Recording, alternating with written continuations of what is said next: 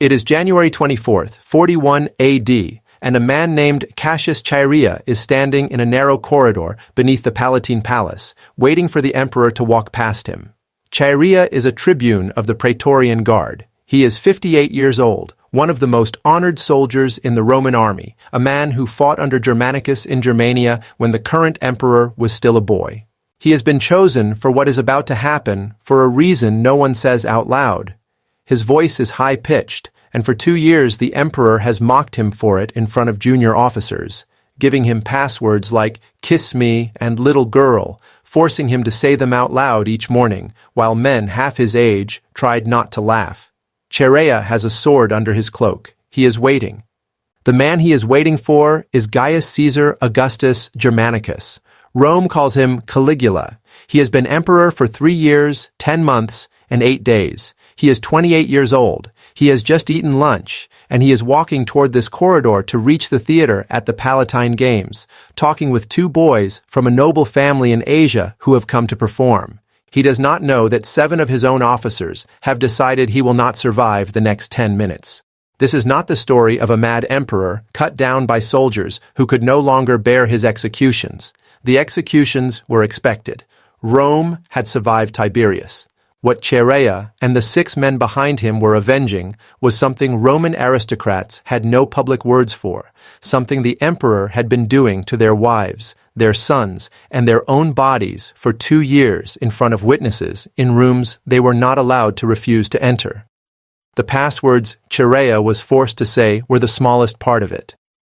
In the next 10 minutes, Caligula will be stabbed 30 times in this corridor. His wife will be run through by a centurion within the hour. His 1-year-old daughter will die against a palace wall at the hands of the same officer. The Senate will hold an emergency meeting and vote to end the imperial system itself, to restore the republic that Augustus ended 70 years earlier. Within 24 hours, that restoration will collapse, and the reasons it collapsed are the reasons the Roman Republic never came back. The trigger for all of it was standing in a corridor with a sword under his cloak, listening for footsteps. To understand why 7 officers chose to end a dynasty by killing an infant, you have to understand what Rome believed it had gained when the boy called Little Boot arrived at the palace in March of 37 AD.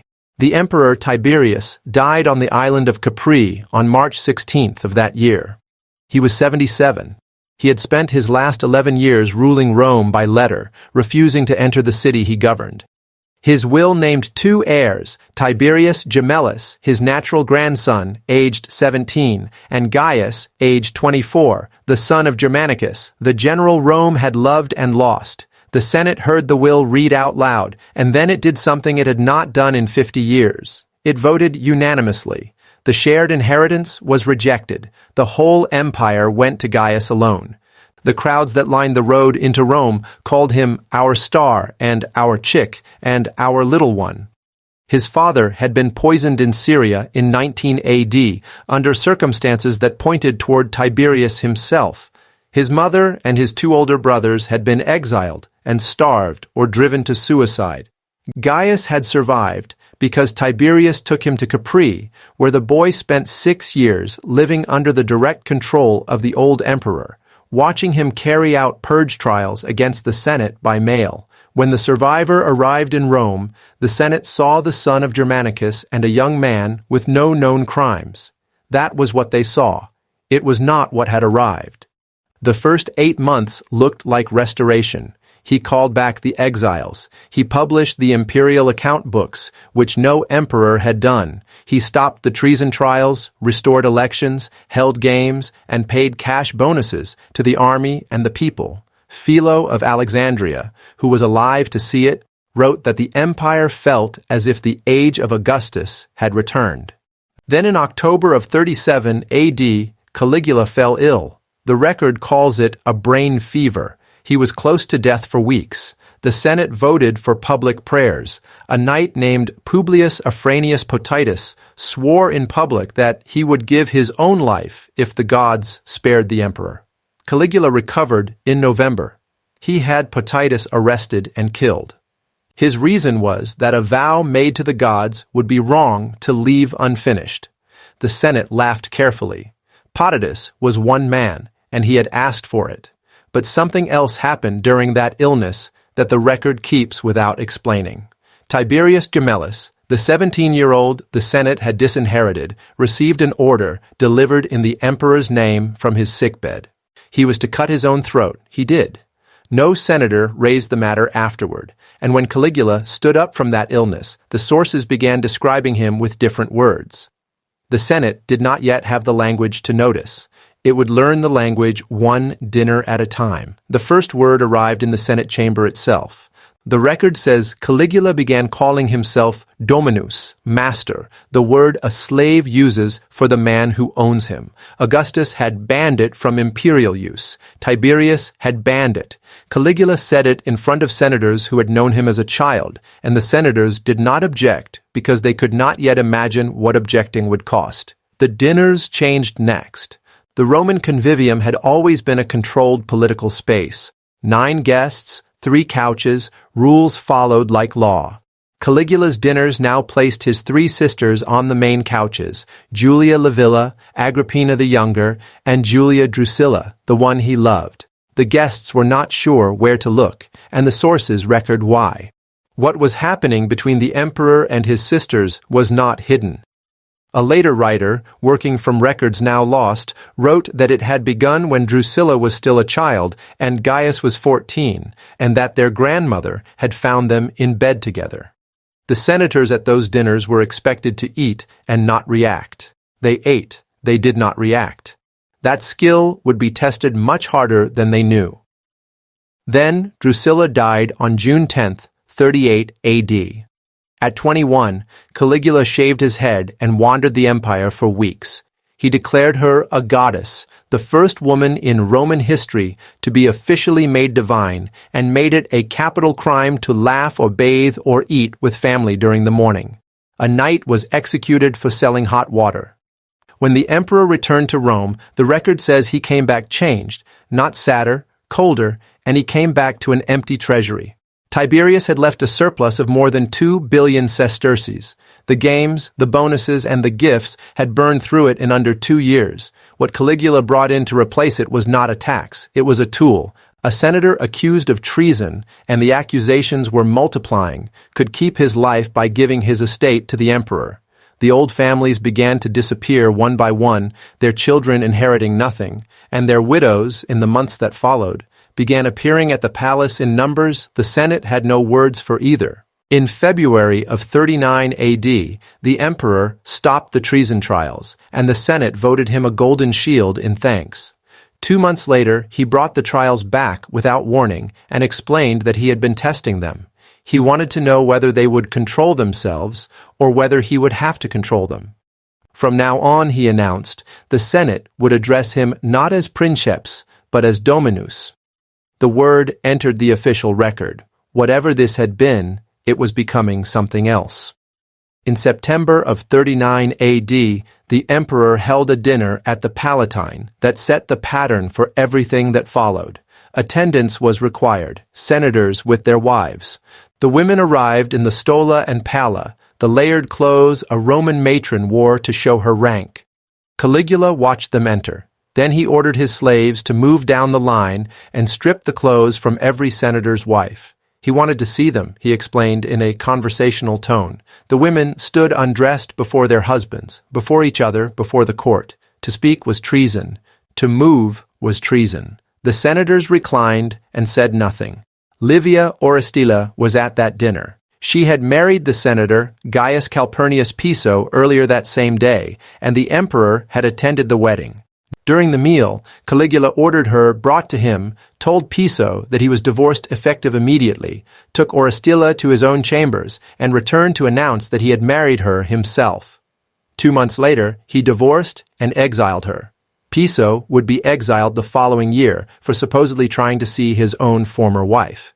In one evening, Roman marriage law, the base of the aristocratic class, had stopped existing inside the palace walls, and the record preserves the pattern the dinners settled into. The emperor would move among the reclining guests, stop at the couch of a senator whose wife he had noticed, and order her to leave the hall with him.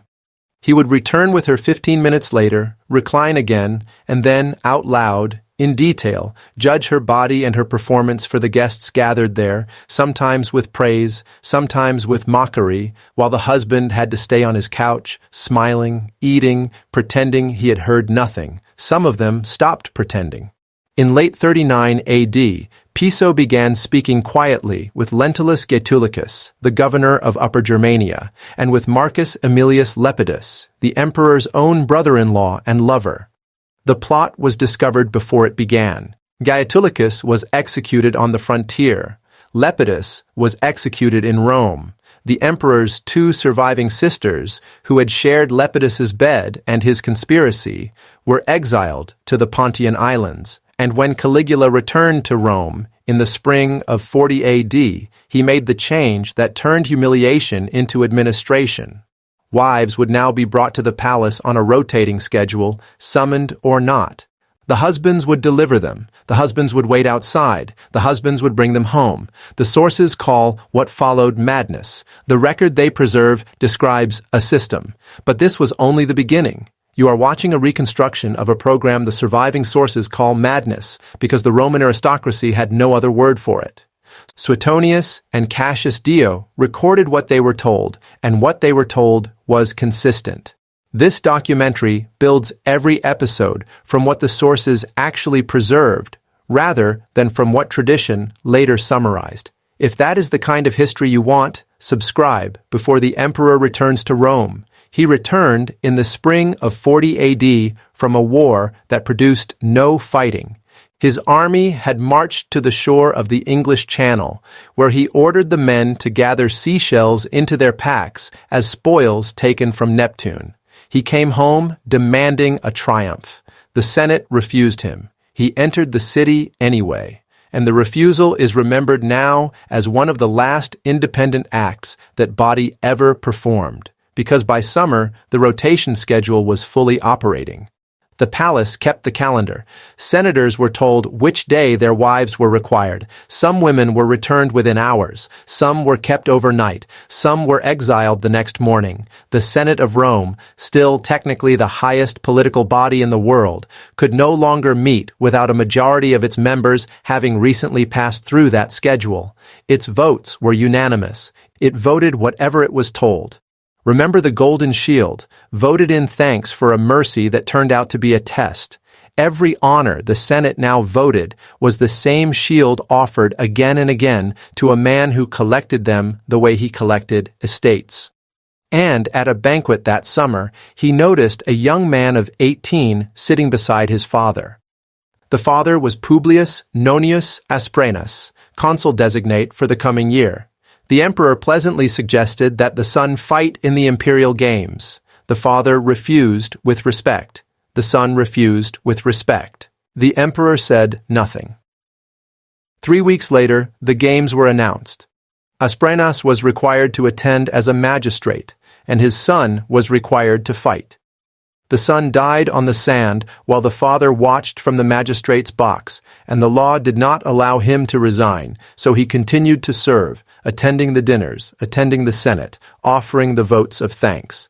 6 months later, in a corridor beneath the palace, he was one of the 7 men standing behind Cassius chaerea. The machinery kept growing. The emperor began auctioning the property of the men he had destroyed, appearing at the auctions himself, calling out bids, and nodding toward senators in the crowd, whose nods back were legally binding. One senator, Aponius Saturninus, fell asleep in his seat. The emperor announced that the sleeping man was bidding on every lot. Saturninus woke to find he had purchased 13 gladiators for 9 million sesterces, and he paid because refusal was treason. By autumn, the instructions reached their final form. A temple to the living god Gaius rose in Rome, and his statue was ordered into the temple in Jerusalem, an order the governor of Syria risked his own life delaying. And the senators who came to the palace for morning greetings received one more requirement. They would no longer bow. They would throw themselves face down on the marble in front of the emperor, and more importantly, in front of each other. Some obeyed at once. Some hesitated. The ones who hesitated were watched, and the ones who watched them were watched. Each man now carried the memory of every other man's face against the floor. That memory was the point. A class that has watched its own humiliation member by member does not trust itself enough to conspire. That was the bet. And in the winter of 40 AD, in the corridors of the guard barracks, the bet began to fail because the program had not stopped at the Senate. Cassius Chaerea, the tribune, the veteran of the German campaigns, came to the palace every day to receive the watchword. And every day the emperor gave him a word chosen to humiliate him. Priapus, Venus, words chaerea then had to say out loud to junior officers who laughed. When chaerea kissed the imperial hand in acknowledgement, the record says the emperor moved his fingers against the tribune's palm in a gesture meant to be understood, and chaerea was not being singled out. The mocking watchwords moved through the officer corps in a pattern. Officers whose loyalty was uncertain received them. Officers who had seen too much of the palace received them. The same structure that had been used on the Senate was being used on the men with swords, on the same bet that each man's shame would keep him silent in front of the others. Chaerea broke the silence carefully. He spoke first to another tribune of his own generation, Cornelius Sabinus, and they discussed only the watchwords. Then they discussed the rest. Sabinus brought in the senator Marcus Annius Vinicianus, whose family had already paid the estate price. Vinicianus brought in Asprenas, whose son was in the ground. Asprenas brought in Callistus, the emperor's own freedman, who ran the imperial correspondence and had calculated where the paranoia would eventually land. By the end of the year, the conspiracy had 7 core members and the silent knowledge of 20 more. The Palatine Games were scheduled for late January. Chaerea's guard rotation covered the corridor the emperor used to reach the theater. When the timing was proposed, Chaerea made one request. He would strike first. He wanted the emperor to see who had come. On the morning of January 24th, the emperor attended the games, left at lunch to change his tunic, and walked into the corridor with the 2 boys from Asia. Chaerea stepped in front of him and asked for the day's watchword. The emperor answered with one of the mocking words he had used for 2 years. The record preserves Chaerea's reply as 2 words. Take that. And the first blow landed between the neck and the shoulder. The next 30 came from the others. By midday, the emperor was dead on the corridor floor. And what Rome did next is the part of this story that tradition tells the least. A centurion named Lupus was sent into the palace. He found the Empress Caesonia and killed her with a sword. Then he took the emperor's daughter, Julia Drusilla, 1 year old, by the leg and smashed her against the wall until her skull broke. Both major sources record it. It was not battlefield chaos. It was policy. The conspirators were closing the bloodline, removing the chance that an heir could be raised as a puppet within the day. The child was left on the floor of the palace her father had owned. Within 2 hours, the Senate met, not in the Curia, which stood inside the imperial forum and was considered compromised, but at the Temple of Jupiter on the Capitoline. The consul, Gnaeus Sentius Saturninus, stood up and proposed something no living senator had heard seriously proposed: the abolition of the Principate, the restoration of the Republic, government by consuls and Senate as it had been before Augustus. The debate lasted for hours, and the support was real because every man in that room had spent 2 years learning the price of the alternative. They voted in favor.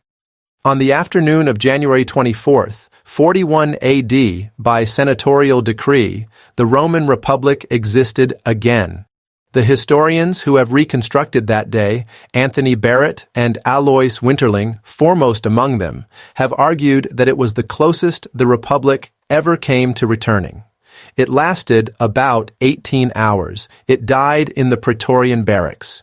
The guard was 9,000 men whose pay came from the imperial treasury, and 9,000 men understood within hours that no emperor meant no treasury, no pay, and no reason to exist. That night, guardsmen looting the palace pulled back a curtain in a corridor and found a 50-year-old man hiding behind it.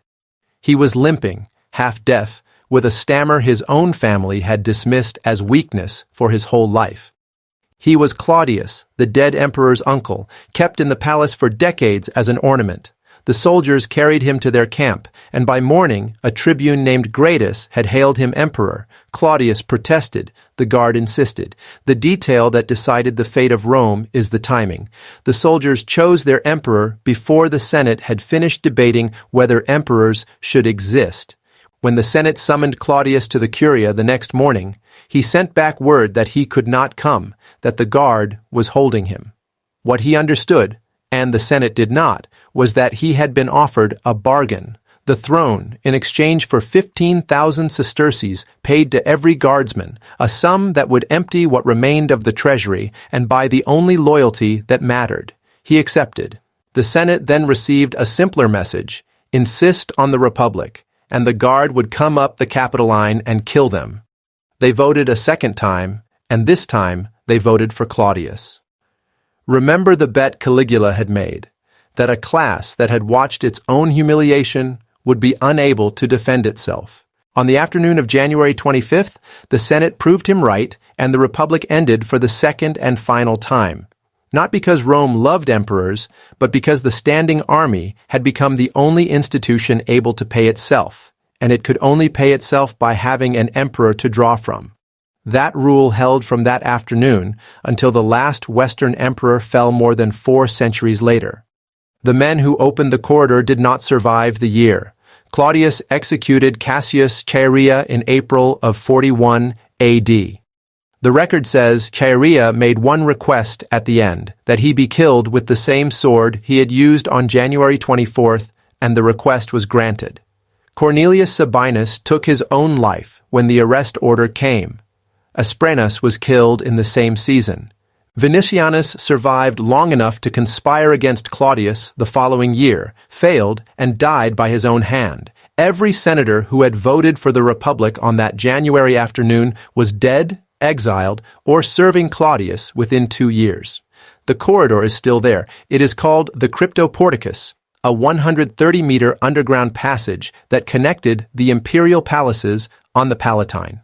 Archaeologists rediscovered it, and in 2008 it was open to the public. You can walk through it today. There is no marker at the spot. The passage is narrow, and there is one stretch where a man standing at the far end cannot be seen from either direction until he is within striking distance. That is the stretch Chaerea chose. The child Julia Drusilla has no recorded grave. Her ashes were likely placed in the mausoleum of Augustus, whose urns were looted in the sack of 410 AD, so nothing of her remains. The Curia, where the Senate kept meeting, still stands in the Forum, used as a Senate house into the 7th century AD. The room where Sentius Saturninus gave the last serious speech for the Roman Republic is empty now. The acoustics are the same. The house of Gaius, the addition Caligula built onto the Domus Tiberiana during his 4 years on the throne, did not survive him.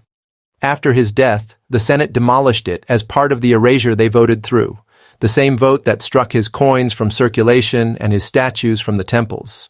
The palace complex that Tiberius had built and that Caligula had extended still stands, opened again to visitors in September of 2023 after 4 decades of closure. The wing that carried the emperor's own name is gone.